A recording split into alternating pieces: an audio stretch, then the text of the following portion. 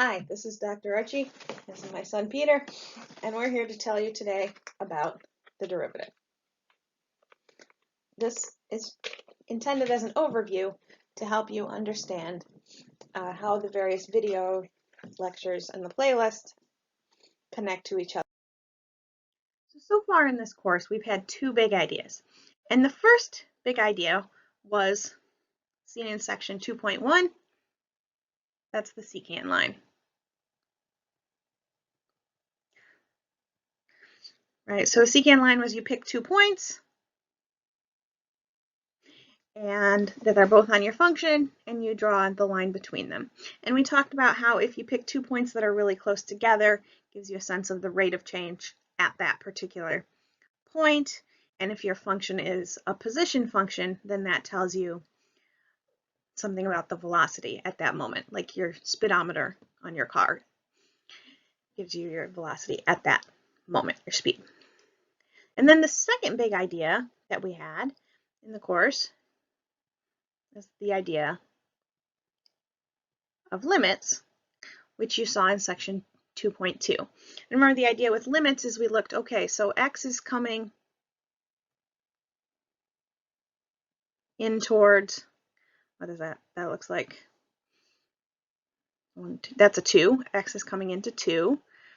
And what's happening to the function value? It maybe is coming, not the function value exactly at 2, right? The function values near 2 are getting pretty close to, I don't know, what's that like? Maybe 5.2 or something like that. So those are the two big ideas that we've seen so far. And we also talked about, and this is kind of where the two ideas begin to come together, how the secant lines approach the tangent line. So in the first picture, you can see that sort of second point is pretty far away from 3. It's at 3.8. And I pulled it in a little bit, it's 3.5, and then I pulled it in even more to 3.2. And now you can see, technically this is the secant line, but it really looks a lot like tangent line. Okay. So the big idea relies on the fact that the limit of the slope of the secant lines is the slope of the tangent line. Or if we're thinking about a position function, the limit of average velocities is the instantaneous velocities. And what we want to do is bring our limit toolkit to bear on this problem of how do we write down formulas to talk about tangent lines and instantaneous. Now, because we want to use limits to be able to compute things involving the instantaneous velocity or the slope of the tangent line, we need a formula that's a little easier to work with.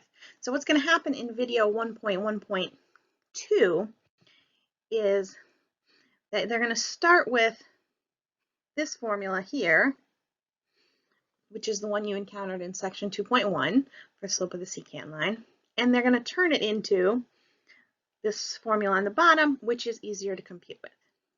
And the way that they're going to do that is they're going to say, and you know what, instead of thinking about some number b, I want to think about a plus a little bit. Because the secant lines that we're interested in, as far as talking about tangent lines, are the ones where the second point is really close to a. So it makes sense to think of b as a plus a little bit. Or if h happens to be a negative number, that's really a switch to the left a little bit. So if you say, you know what, instead of b, I'm going to write a plus h, that gets you this part of the formula. And then what happens in the bottom of the fraction is that instead of having b minus a, well, b is now a plus h, and then subtract a. And then, great news, the a's cancel out, and all that you're left with is h, this h down here in the bottom. So that'll be a little easier to compute with as we move forward. So now we come to the first really big idea of the course, and that is the derivative. And this first formula that I have here, this is the version that's most closely related to what we were talking about just on the previous slide. I have this formula, this part here gives me the slope of any secant line near A, then I take the limit, and that gives me the slope of the tangent line at A. So I think about the derivative like this when I'm thinking about what's happening at a certain specific x value called A. And then the second version is what I like to think about when I'm thinking about what happens at lots of x's, every x that I possibly can. It's a function in the sense that if I have some real number x, I can try and compute this thing for it. So this is the derivative function.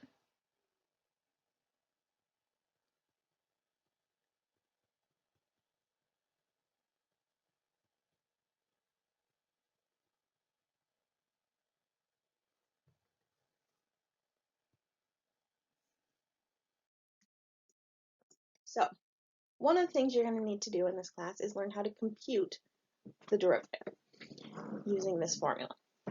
So in video 1.4.2, you're going to see them work through carefully an example of this.